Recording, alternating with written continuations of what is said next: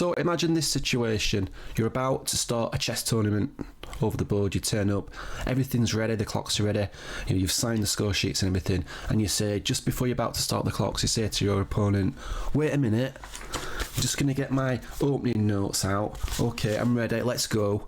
Right, imagine that situation. Right, you couldn't do that. That would be cheating. But that's exactly what you can do if you use a chess memory palace, according to the author, John Holden. Let's take a closer look. It's holiday time. We're about to go on holiday, and at the bottom of the steps, as we're approaching the cockpit, I want you to imagine a heart. Right, a little cartoon heart with little arms going like that, right, sliding down those steps on a sponge, right, and you have to step out of the way because the heart nearly hits you as it goes past. You climb up the steps. You can either go to the left of the cockpit, or you can go right into the main part of the plane. So let's just go left. We go left into the cockpit, and there's a giant tree, right, stroking an alpaca's head like that on the, just tickling the head behind the ears, right? But we go right instead, so we can go left. There's the tree, there's the alpaca. We can go right. We go into first class, and as you go into first class, you see some jam, a jam pot on top of an alpaca's head, and all the jam's coming down this alpaca. It's probably raspberry or strawberry. You're not sure on the flavour. It doesn't matter. You see the jam. You keep moving on. Go into economy section because that alpaca's got jam on his head, and you don't want to get it on your shirt. It's just a new shirt, but if I'm Marks and Spencer's. Carry on. You go into economy class. What do you see? You see a shark sat on the chair, banging a toy coach like this, bang, bang, bang, bang, on the seat of the plane. So you walk past that part. I'm not really keen on that shark, man. But anyway, you come to put your bags into the overhead hangers, and instead of putting your bags in, you throw two coaches in there. You go coach. You've got two toy coaches in your hands instead of bags. A bit weird. Throw those in the overhead locker, and then you're just about to sit in your seat. Right, but there's a shark in your seat drawing a picture on a blackboard. Right, what the hell's going off in this plane journey? It sounds like right here. What the hell am I talking about? Have I finally gone insane? No, it's all about putting things in a memory palace. Incidentally, you can watch the previous video on this memory palace, but I'm going to explain in a little bit more detail with examples how it works in this video. So as you can see, this is a pretty bad board setup, but I'm just using this as an example. So what the memory palace does is it uses that major system above to convert images into squares on the chessboard. So here, for example, the square F4, right, could be represented by the word shark, as in sh sound for 6, and then R4. So 6-4 becomes F4. Right, you ignore all the vowels in the system, and you also ignore letters that are not mentioned above, and you just soon get used to it. So sh. The S sound is 6. 6 is converted to F, and then 4, the R for shark. So shark becomes F4. Right, it could also be giraffe. Right, this is where it gets interesting. It could be giraffe because in this particular case, there are two pieces that can move to F4, right? There's the bishop and there's the pawn in this easy example. Right, so shark has got how many syllables?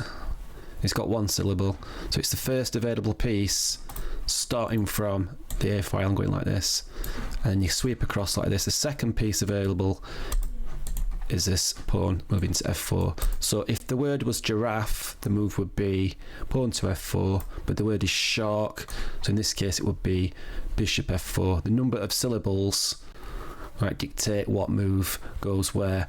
Don't worry, things will be clearer. Let's use a concrete example. This position on the board represents a plane journey that we looked at. I don't know this opening, I don't play this opening. This is in the book. This is just the first example given in the book. So can you remember, as you're about to board that plane, what image was sliding down those steps? Yeah, it was heart, sponge. So heart represents the opponent's move first. So the word heart would represent D1. Right, the D1 move. So we have 1, 2, let me get the actual position up. We have one candidate that can move to D1. D1 is a target square, but we have 1, 2, 3 pieces that can go to that square, right? So heart has got how many syllables? It's got 1, so it must be the rook. So the rook on A to D1 is heart. So the next move, sponge. Sponge is black's reply to that move, and sponge is represented by B6. So B6 is sponge. There's only one piece that can go to B6, so it's the pawn to B6. Now this is where we took a different turning. So if we went into the cockpit, what did we see? What was the image? What was tickling the little alpaca's head? It was a tree. So tree is represented by, I'll give you a pause to have a look, but these become clearer and faster as you get used to the sort of working with the memory system, the major system, sorry. So yeah, tree is represented by A4, A4 is tree, to which our reply was alpaca. Alpaca is E7. So E7, we need to put a piece to E7, but which piece? This one, the rook. Coming from black side, we start going this way like that.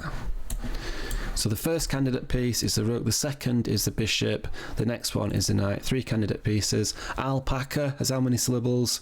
3, so it's the third potential piece.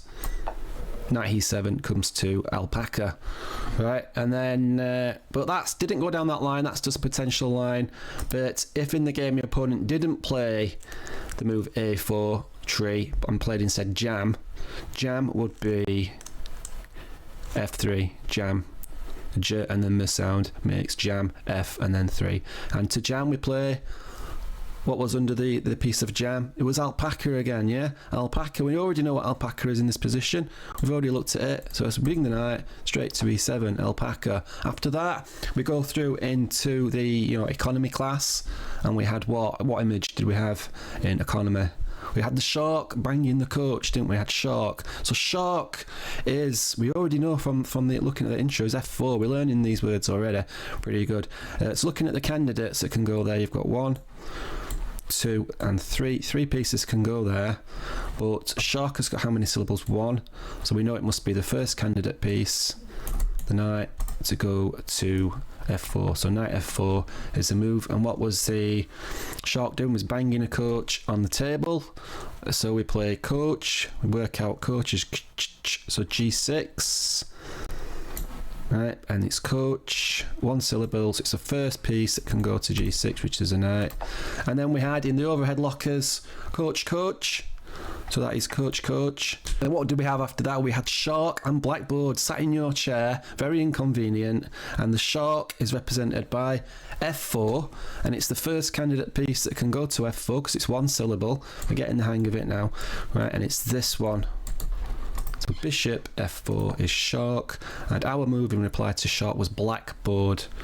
Work out blackboard is the E7 square, and how many syllables has blackboard got? 2, so it's bishop to E7. So yes, I know that sounds a little bit crackers, but I myself, I've worked a lot with memory palaces. I've been able to memorize, hundreds and hundreds of items and packs of cards, so I know the technique works, even though it sounds absolutely bonkers, and you probably think I'm completely gone. I also know that opening study is not just about memorization. I know that, I know that. Right, someone will say, it's not just about memorization. Right, I know that's for sure, I know that's true, but you still have to know the moves, you still have to memorize the actual positions. It's something that I struggled with. Anyway, I am writing to the author of this book, first of all, to congratulate him on a fantastic effort using the memory palace.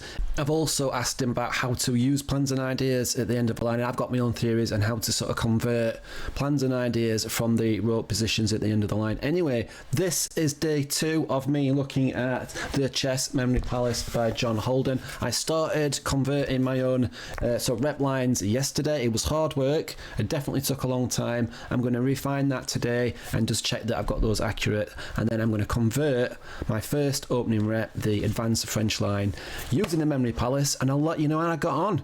Right, there's alpacas, there's jams, there's all sorts of stuff everywhere. It's good fun. Thanks for watching.